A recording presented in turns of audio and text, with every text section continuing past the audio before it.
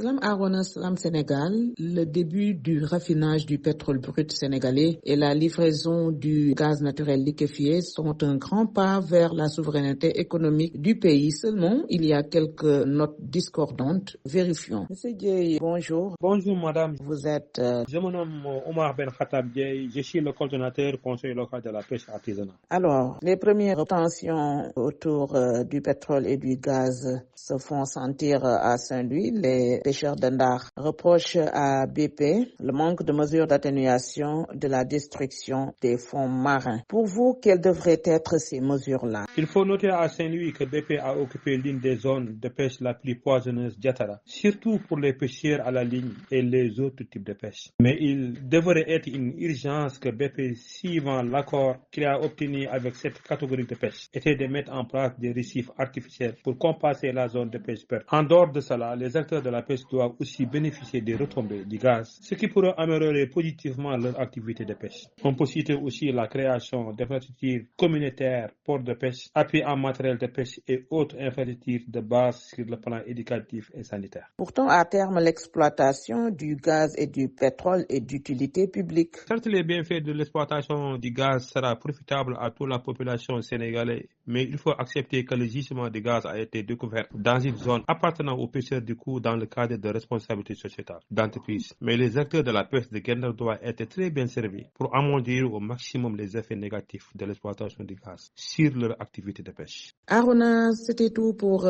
la rubrique Oil and Gaz. Rendez-vous la semaine prochaine.